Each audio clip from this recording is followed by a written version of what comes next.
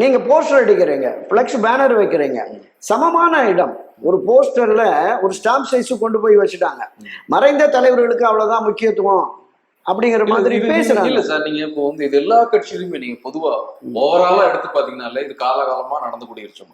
நம்ம திமுக எடுத்துக்கோம். திமுகவை பொறுத்தளவுல ஒவ்வொரு காலகட்டம், பெரியார் காலகட்டத்தில் அண்ணா நிலைப்பாட்டுக்கும், அதற்கப்புறம் கருணாநிதியோட நிலைப்பாட்டுக்கும், அதற்கப்புறம் இப்போ இருக்கக்கூடிய ஸ்டாலினோட நிலைப்பாடு மாறிக்கிட்டே இருக்கும். நீங்க பாத்தீங்கன்னா முதல்ல பாத்தீங்கன்னா பெரிய அளவுல அந்த படங்கள் இருக்கும். அப்புறம் பெரியார் சின்னதாவாரு, அப்புறம் அண்ணா அது ஒரு சின்ன ரவுண்ட் ஆகும், அதுக்கப்புறம் கலைஞர் சின்னதாக, அப்புறம் ஸ்டாலின் முதலமைச்சராக இருக்கிற அவருடைய போட்டோ தான் இருக்கும். அதுக்கு அடுத்த லெவல்ல பாத்தீங்கன்னா உதயநிதி ஸ்டாலினுடைய போட்டோ அதை விட கொஞ்சம் சின்னதா இருக்கும்.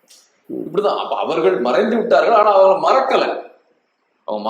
ஆனா இப்போது இருப்பவர்கள் யார் ஆண்டு கொண்டிருக்கிறார்கள் அதை மக்களுக்கு தெரியணும். அவர் செய்யக்கூடிய திட்டங்கள் அப்படித்தானே வந்து ஒவ்வொருத்தர் திராவிட முன்னேற்ற கழகத்துல நீங்க சொன்னது உண்மைதான். இங்கே அதே மாதிரிதான் அதுதான் இப்ப நான் சொல்ல வரேன். பேரறிஞர் அண்ணா, தந்தை பெரியார், பேரறிஞர் அண்ணா ஒரு சின்ன வட்டத்துக்குள்ள வந்துருவாங்க. இன்றைக்கும் திராவிட முன்னேற்ற கழகத்தின் சார்பாக நடத்துகிற விழாக்கள், கூட்டங்கள், மாநாடுகள், அது தொடர்பாக அச்சடிக்கிற விளம்பரங்கள், பத்திரிகை விளம்பரங்கள்ல எல்லா விளம்பரங்களும் இங்க பாருங்க. கலைஞருடைய படம் இருக்கும், பிரதானமாக இருக்கும். அதற்கு இணையாகவே ஸ்டாலின் படம், அதற்கு அடுத்துதான் உதயநிதி இருக்கும். இந்த ரேஷியோ அப்படியே இருக்கும். அதுல தான் நான் சொல்ல வர்றேன். புரட்சி தலைவர் எம்ஜிஆர், செல்வி ஜெயலலிதா, அதுக்கு அடுத்தது எடப்பாடியை கொண்டு வாங்க.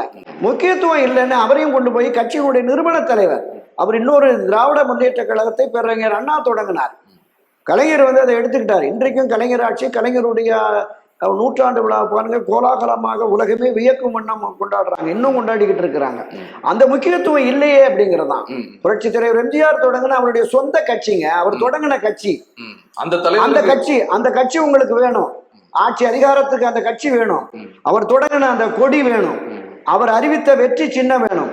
அவருடைய கொள்கை வேணும். ஆனால் அவருடைய படத்தை இருட்டடிப்பு செய்வது எந்த வகையில் நியாயம்?